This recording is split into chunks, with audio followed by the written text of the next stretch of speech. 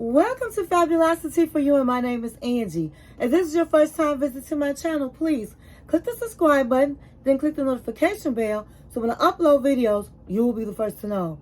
Like this video and make a comment. This channel is about fashion, relationship advice, and lifestyle.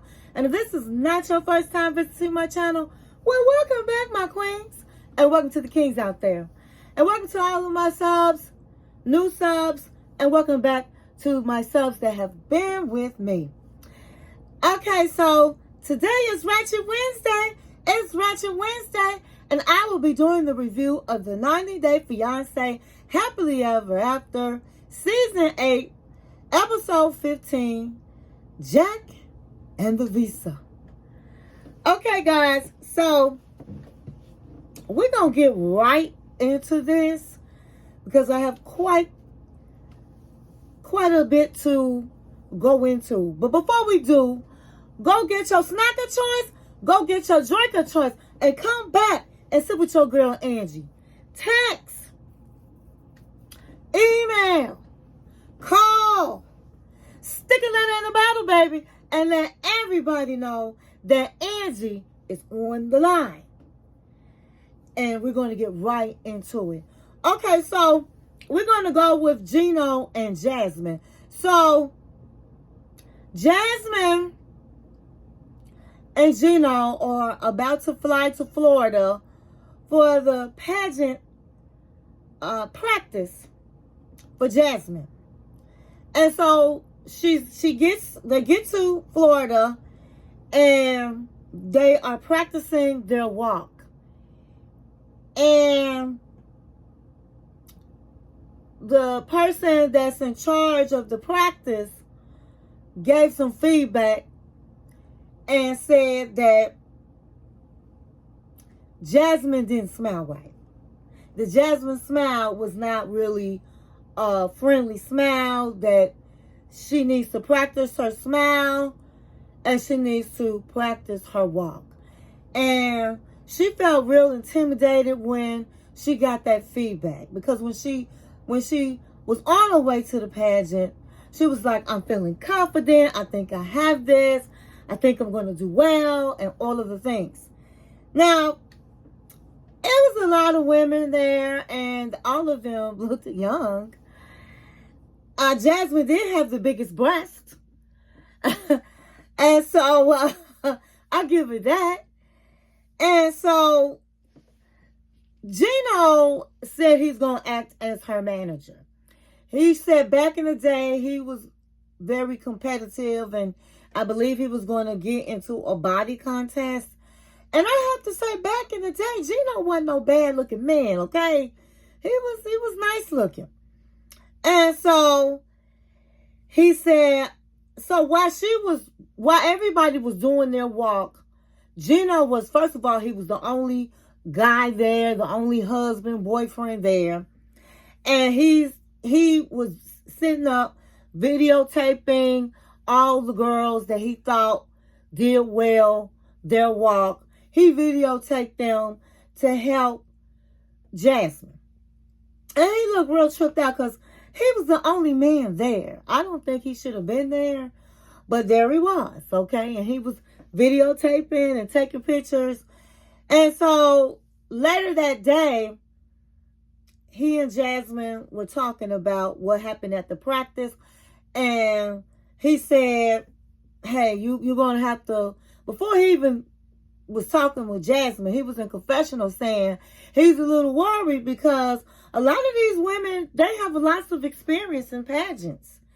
And so they already know how to walk and how to smile and all the things that you need to know.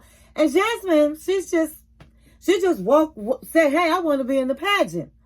Oh, that's going to make me feel good. It's going to bring my confidence up. But at the end of the day, most people that do pageants, they have been training for years to enter a pageant. So he felt like he needed to try to help her out if she's going to stand a chance. So when they came together later and they were sitting down, he explained to her that she really is going to need help. And so she was getting mad saying, well, now you're bringing my confidence down. You're supposed to be my cheerleader. And he said, I'm just trying to help you out. I took videos of some of the girls that I think did well, that maybe you can learn. You can watch the videos and you can learn from it. And she was getting very insulted.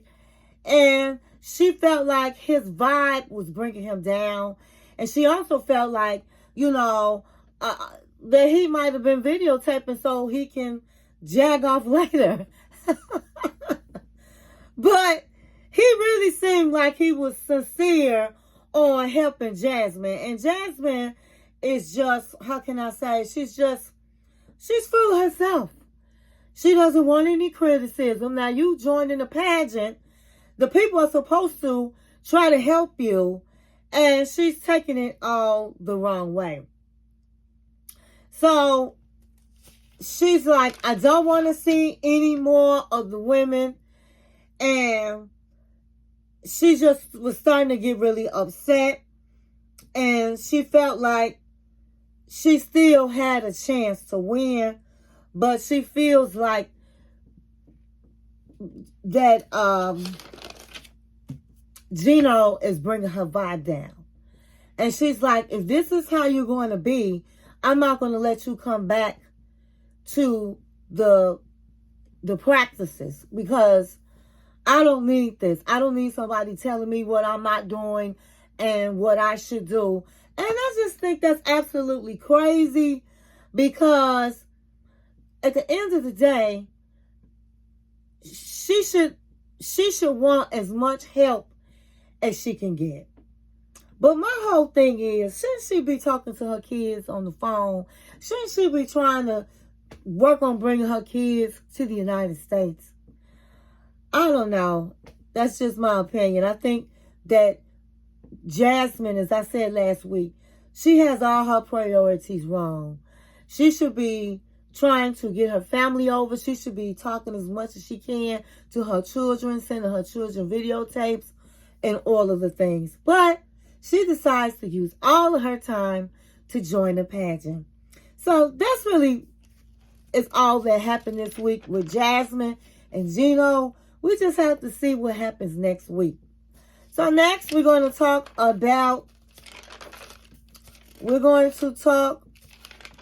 with Alex and Lauren. Nothing really eventful happened. Alex's father had been staying with them for a month because of he's from Ukraine and there's the war. And so now it's time for him to go back to his country. And so Alex is somebody that really doesn't show emotions, but he was choked up. And Lauren felt really bad for Alex, because Alex is just not that person to show his vulnerability and his emotions like that, because he was getting choked up. And so she really felt bad for him, because she knows that he's feeling really bad. The dad was really sad because he's been with the family and the kids, and he really don't want to leave, but he has to leave, and he's going to miss the family, especially his grandchildren. So Alex takes his father to the airport. It was a tearful goodbye. And he just said that in confessional that he really felt bad, because here he was in America living his best life, and everybody, his friends and family, lives are in danger, and they're in a war in Ukraine. And so that was the end, basically what happened with Alex and Laura. So then we're going to go ahead on over to, Thais and Patrick. So as I said last week, John got into it with Thais' friend. She kept acting like John was a bad influence on Patrick. And her friend was doing way too much, as I said last week. She was asking Patrick, did he cheat on her, and why did he kiss this girl, and then goes on John. And John called her a slut. And she threw a drink on John. So they still at the restaurant, and John decides to get up, he and Patrick, and go to the bathroom and wipe the drink off his shirt. Meanwhile, Thais is hot, honey. She is mad. Her friends are mad. And the friends leave. And Patrick has a conversation with John. And Patrick was like, you did way too much. You went too far, John. And he was like, I was protecting you. First of all, she had no business. It was none of her business talking about the girl that you had kissed. And you weren't even really dating. It was before Thais. And then she gonna jump on me and act like I'm trying to be a bad influence to you. And I was just protecting you, John. John was like, yeah, her friend was doing too much. They go back to the table, and Thais is like on 10. And she was like, why would you do that, John? And he was like, you need to ask your friend why she came for me and Patrick. Your friend was out of order. And so he said, Thais was like, so what do you think, John, Patrick? And Patrick was like, your friend did too much. Your friend was attacking my brother. And he said, John was like, yeah, she was attacking me and I was defending myself. And so, honey, Thais, she was like, see, that's why I didn't want you to come. That's why I didn't want you coming around my family and friends, because you always start stuff. And I didn't even want you coming on the trip. And John was like, well, guess what? Don't start with me. Because then when I blow the house down, then you gotta, people gonna have a problem. And Patrick, he was really on John's side. But at the end of the day, calling the lady a slut was a bit much. He should have just said, listen, you just need to mind your business. He really didn't have to call that woman out her name. But at the same time, she was doing too much. But John did say, hey, you did too much. You went too far, John. And so it ended with Patrick, with Thais really being upset with both John and with John for calling her friend a slut, and Patrick for not really getting into John's behind. But as I said last week, I'm going to go with John. I don't think he should have called that woman a slut, but I think that he should have got into her and defended himself, because she was going in. And so if you run up, you're going to get done up. And that's what happened to her. So next, we're going to go over to Emily and Colby. So Emily is getting ready for her wedding. It's her wedding day. The ladies are combing her hair and doing her makeup. And you know what? Emily looked beautiful, I have to say. Emily looked beautiful.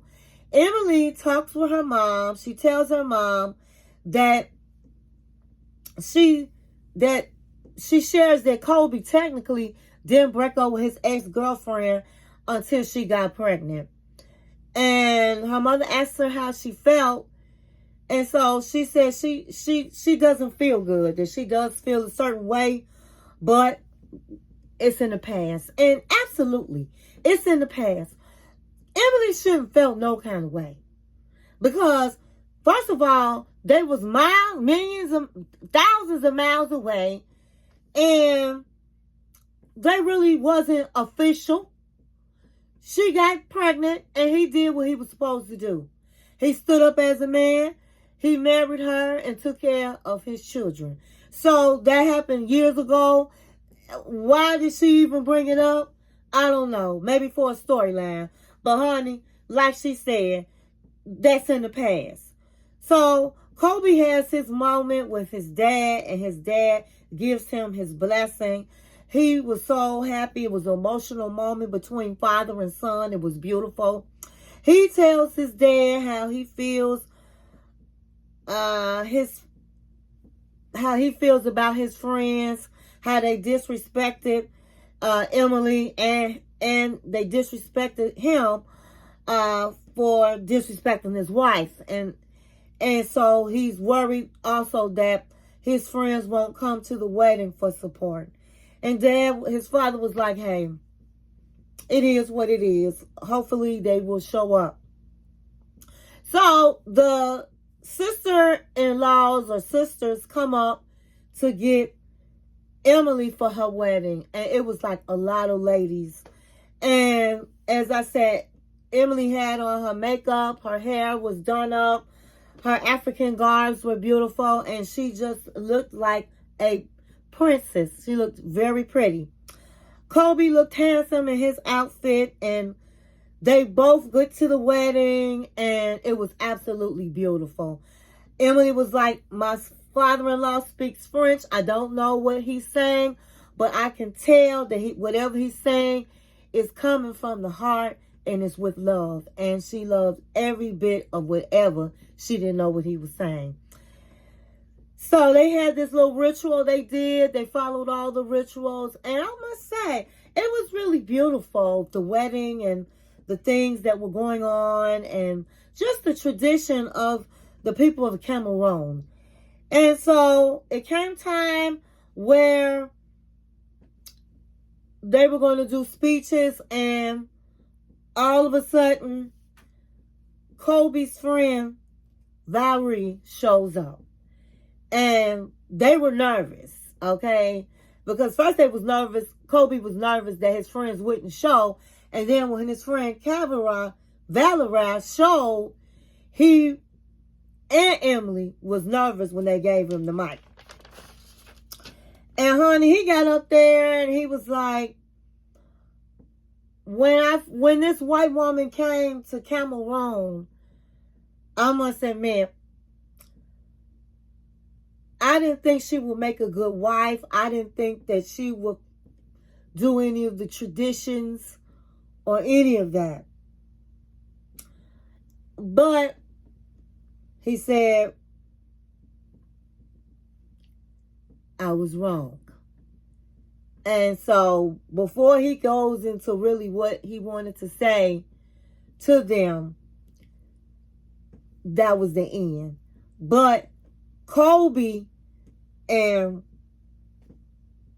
his wife was sitting on pins and needles, honey. They didn't know what was going to come out of this man's mouth. Because, honey, whatever he felt or thought about Emily, he told her. So I would have been nervous too. But it looks like he's going to say something nice. And that's what you should say. You come to somebody's wedding, that's what you should say. If that's your friend, what people got to understand, you can't feel no kind of ways about somebody, husband, wife, girlfriend, boyfriend, because that's not your business. That's not your man. That's not none of that. You should be happy for your friends. If they happy, you should be happy. And I'm going to end that on that. Now, if you somebody that always badmouth your friend, your man, or your woman, then hey, you get what you get. Then your friend's going to be disrespectful. But if you somebody that don't do that and they just for whatever reasons just don't like the person, you dead wrong. You supposed to love whoever. If your friends love him, then you got to like him or her. And so I didn't like the way the friends did either. Telling the business about the ex-girlfriend and all of that. That was crazy to me. And if I was Kobe, I don't care how long I've been knowing them, I would really be looking at them side-eyed. Who does that? So next, we're going to go to Sophie and Rob. So last week, as I said, Sophie's mom came with Sophie to get her things. She was going to stay with her friend for, I believe, 4 days.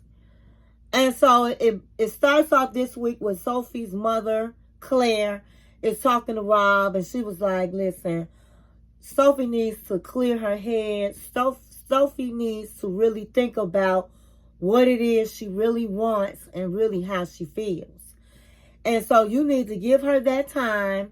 It's only 4 days. And I'm not the one that's telling her to do this. And Rob looking at her like, yeah, right. And so he said, it's just that I just feel like she had all this time, if she wanted to do that, to do the thinking and decide what she want to do and weigh things out. So she keeps leaving. That's the problem. And so her mother was just like, well, she just needs the time. And he said, and I can take care of my wife. So evidently, there's been some discussion that between Sophie and the mother that Rob is not taking care of her for him to say that. And she said, no, you're not taking care of my daughter. She called me and said she was hungry and I had to bring her some food. He said, that's a lie. We got into it because when I go to work early in the morning, nobody's cooking me breakfast. So I eat granola bars. And that's all I ask. Sophie, don't eat my granola bars because I got to go to work in the morning and I need something on my stomach. But what did she do? She eat the whole box. Who does that? I was just telling her, don't eat the whole box. Don't touch them. Now, Sophie comes in the room. Are we still arguing about the granola bars? If I want to eat the whole box, I should be able to eat the whole box, Rob. Now, my thing is this. It sounds real petty what they arguing about. But at the end of the day, in real marriages, if you know you got your food and certain foods in the house you want, you like, and in his case, you eat before you go to work, you're going to get mad at your spouse if they ate it and you go to grab it and it's gone. Let's keep it real, okay? Now, the thing I don't like about Sophie is, you know that you're not working. You're not getting up cooking this man breakfast. And so you could be considerate and don't bother his granola bars. Buy your own granola bars. Or tell him, listen, buy me a box and I'm going to put my box up and I won't touch your box. But to eat the whole box knowing this man is looking forward to it to go to work, it's selfish. It's what it's bringing. And in a marriage, I don't care how small it is. I don't care if it's about a granola bar. You have to learn how to share and be considerate of each other's feelings. So I'm not really mad at Rob about that. But Sophie was like, I don't even want to keep talking about it, Rob. I'm not going to keep talking about some granola bars. And so she's like, I'm leaving. And so he was like, he ran behind her. And it was a lot of emotions going on, honey. Honey, Rob ran down the stairs and said, Sophie, that's all you do is leave. But let me tell you something. Before you leave, I want to tell you what you need to be really focusing on and what you need to be thinking about.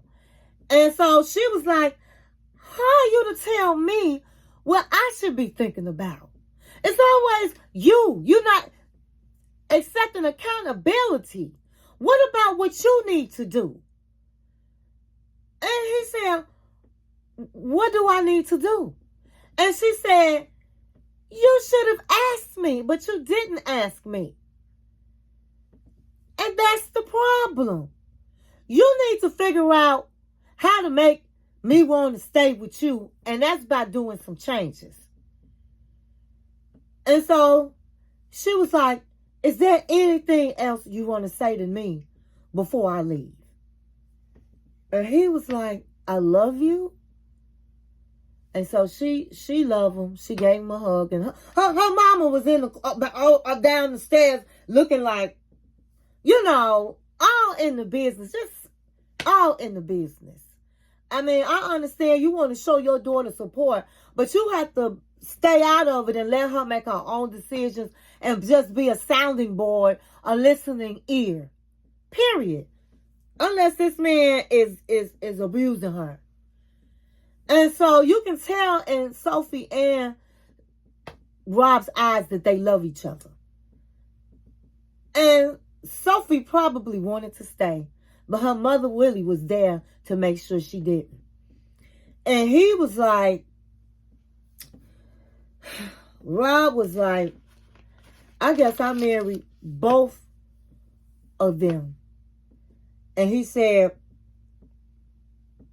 I am so tired of Sophie leaving. I feel like I am on a roller coaster. Rob said that if he wasn't married, he wouldn't be in this situation. But he made a commitment and he's going to hold on. But he's not going to hold his breath for Sophie to come back. He said because once she's gone, she's going to be out partying. Then she's going to think about, do she really want to come back and might not come back. And so he said he's going to start thinking of life without Sophie. And that's what I was saying last week. That when you young like that, you can't, not even when you're young, but you can't leave your husband for days and days unless this man has really been abusive or just out of control. You can't go no 2 months and days and not giving your husband or wife no loving and you think that's not good for the marriage. And he's tired of being alone and he's sick and tired of her being immature and not just sticking it out and working it out, as I said last week. And so I'm in agreement with him. She needs to come back home and work this out if that's what she wants to do. And if she don't, he needs to go on about his business. But next week, it looks like he's going to a party and she's looking worried. And like I said last week, Rob is fine. So he goes to them clubs. Of course, it's going to be women on top of women on him. And so she thinks she's fine. That's all good and dandy, girl. But men and women are different, honey.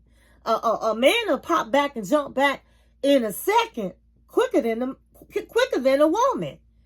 So Sophie needs to get from her friend's house that don't have no man and leave her mama with the raggedy man she got and go ahead on and work it out with her husband before she don't have a husband. And that's how I feel about that. Okay, so next we're going to go with we're going to go with Manuel and Ashley. Okay. So last week it left off that Manuel asked Ashley for $300. And Ashley was like, what is it for? I just gave you $1,000 last week. I told you my opinion last week, what I thought about that situation. So here we are this week, and he's still saying that $300 is not a lot of money. I'm giving it to my family. I don't ask questions on why they need it. If there's a need, I'll give it to them. And I just feel like if you're not giving your own money, then you need to not be out. I don't ask no questions. If there's a need, I give. No, that's not how that works, especially with somebody else's money. What you want to do with your money is what you do with your money. But that's your wife, and that's her money. So I told you guys I wasn't with all of that. And Ashley told him no, right? So he's like real upset, saying, well, she told me in confessional, she told me that she would give me money for my family. I have children, I have a mother, and I have family that needs my help. And so he goes, so if you can't do that, then I'll just go ahead on back to Ecuador so I can help my family. And I would have been like, let me help you pack your bags. Okay? And so Ashley was so hurt. She was like, what did you say? You're going to do what? You're threatening me? Oh, no. I have to go. So, honey, she storms out. And he looking all stupid like, you know, Manuel is playing Ashley at the end of the day. Manuel is a user. And he's good at gaslighting her and turning things around. So Ashley gotta put her thinking cap on with this man, honey. Because he running circles around her. So she ends up leaving the house, and it's his birthday the next day. So she goes to this bakery, and she's waiting for the birthday cake. Meanwhile, her friend meets her at the bakery, and she tells her friend what happened. And her friend was like, that's crazy. That is crazy. She said, I hate to say this to you.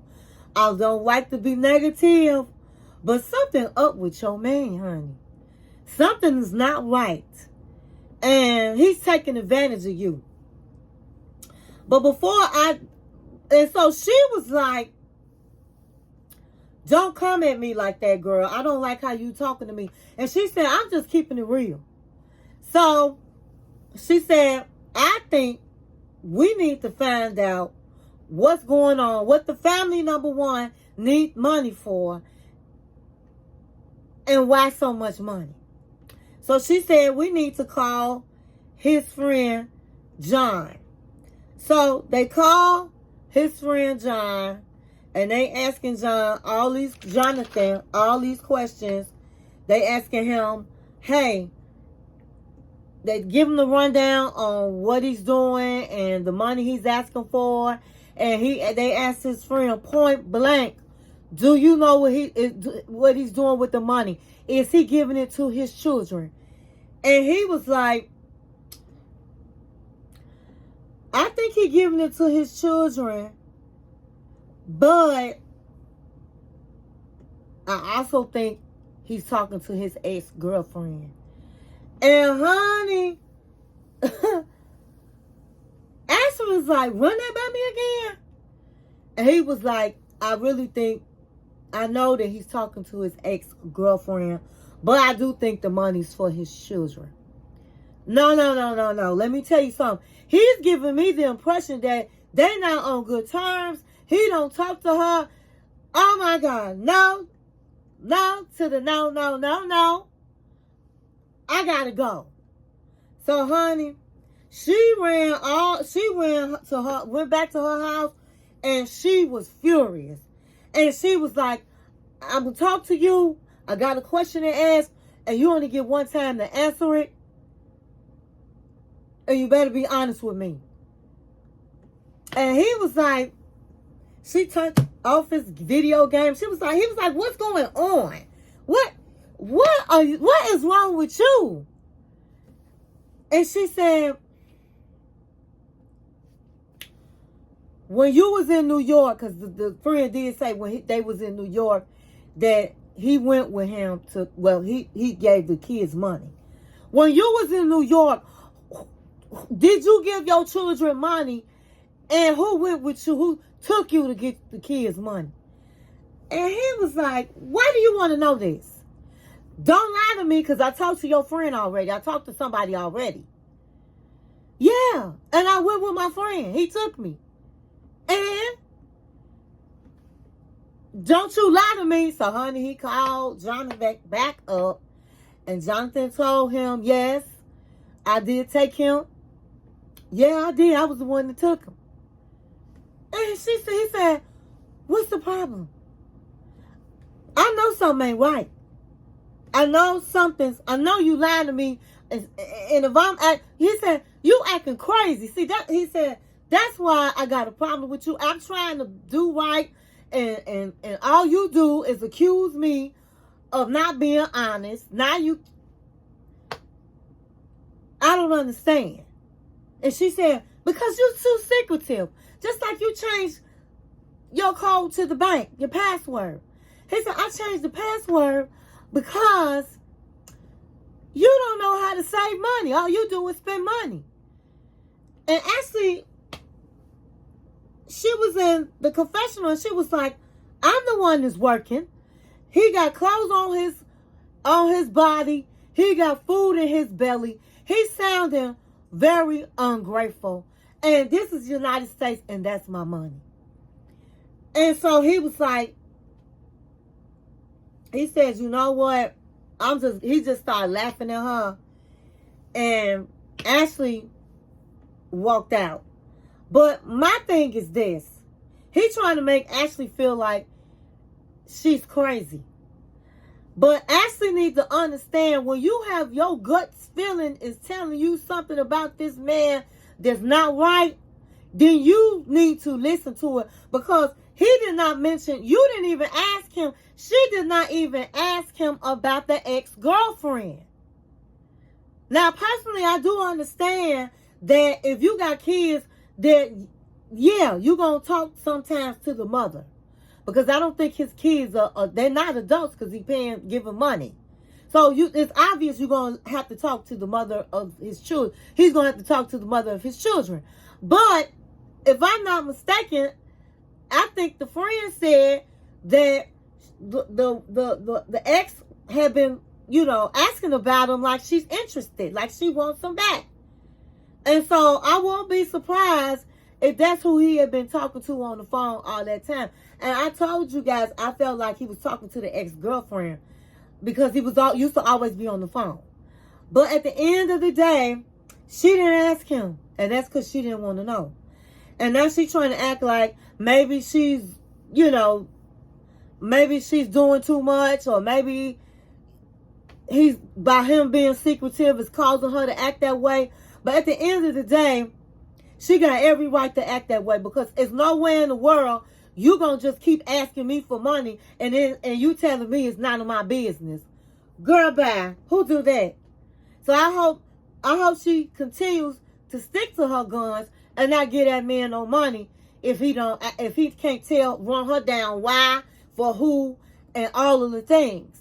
Now, she said that in order for her to do that, he's going to have to run everything down as to why they need it and who need it. And so she needs to do that. But really, she needs to wait till he able to get his visa so that he can work a job. Okay, last but not least, we're going to talk about Michael and Angela. Honey, last week was just a mess. It ended on Michael leaping to grab the phone, and she's screaming, "Get that phone! It's mine! Get that phone! I'm from the United States!" Acting like a fool, screaming like she's a clown. So this week it ended. The security grabbed Michael, and they grabbed the phone and gave it to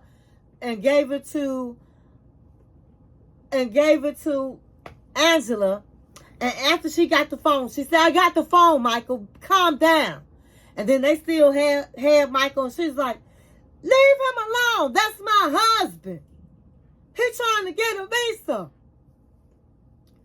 And so Angela was doing way too much, as I said. And so Michael was like, he started grabbing his bags. Angela was like, "Michael." He grabs his bags, honey. He said, "You can have that phone. I don't give about a visa. I'm done. It ain't worth it, honey." And he grabbed his little bags and he got up out of there. And so the producers was like, "Where are you going? Do you know anybody? Do you have anywhere to go?" He said, "I've been to Lagos before. I know where I go. Honey, after he left everybody, he was like, "I am sick and tired of Angela every minute acting like I'm running a scam, acting like I'm doing something wrong, treating me bad. I've had enough and I'm gone." And honey, I stood up and I said, "Good for you, Micah. Good for you, Micah. Honey, you should have been did that. Okay? You should have been done that." So meanwhile, Grandma Angela looking like a grandma, honey. She didn't have no makeup. Her hair was sticking up, honey. She looked like she been in a battle or fight. And it was hours later, and she had not heard from Michael. And honey, she was getting nervous in that hotel, baby. She was saying, oh, wow, Michael's never done this before. Michael never act like this before. And we've had plenty of fights. He's never act like this. He didn't care about me having a phone. Maybe he didn't come back because maybe he think I'm going to take this phone and give it to the government, to the authorities. Maybe that's what he thinks. And she was like, but he never done this before. And honey, she was pacing that room, talking. And so, finally, late that night, Michael knocks on the door. And he says in confessional that he went to sleep, he changed clothes, and he said, no, this marriage is not over. Let me go back and see if she will talk. And so he knocks on the door, and Angela opens the door, and she said, come on in here, Michael. And she just looked tired. Come on in here, Michael. Michael, you done did so much today. I'm so tired out. I'm ready to hear you out, Michael. But honey, she ain't trying to lose Michael. So that's why she hearing him out. So she asked Michael all these questions, and Michael said, no, baby. It wasn't like that. I just want to get information from people that been going through the same thing as me. And so that's why I had to chat. I'm not doing no scam, baby. I wouldn't do you like that, baby. And then he finally said, I'm going to be honest. I never speak my truth. I'm always quiet. But he said, baby, sometimes I get depressed. Baby, because I'm alone all the time. I don't go nowhere. And she was like, really, Michael? You get depressed, Michael? You never told me that, Michael. I didn't know you get depressed from me, Michael. He said, yes, baby. And I just want to be with you. I just want to be with you, baby. That's all. And she said, Michael, come get in the bed, Michael. And you should have saw the look on Michael's face, honey. Michael was like, yes. I got back in. Yes. I got out of all of that. Because let's keep it real. Even though Michael really can act. Michael, Michael don't love. I don't think Michael one bit love Angela at all. I don't see a 35-year-old man loving a 58-year-old woman. And Angela in the face right now look like she more 68. So I don't think that he loves Angela. He wants to come over to the United States. Now, I don't think he's doing a whole lot of scamming to get her money or something like that. I don't think so. I just think he married her to come over to the United States like everybody else. And so that's why I said in other videos, how in the world do men and women think these people, especially I'm talking about those that are older, much older, they coming to the United States and they loving these men and women and they real young and they really love them. What you need to do is think about for those of you guys that are 35 years old, or if you older, you remember when you was 35 years old. Was you attracted to a woman if you were a man when they 58 years old? Was you ever attracted to a 58-year-old woman, especially one that looked like Angela? That's the answer. It's no. And neither is Michael. And so, honey, he was smiling. He had that smile like, I got her. And I'm going to the United States. I'm going to the United States. And so, Angela's an old fool. And honey, she wanted that man. She wanted that man in her bed, that young man, that young strong man in her bed. Okay? Michael, get in the bed. So that's all I got, guys. I hope you enjoyed this video. And thank you for watching my channel.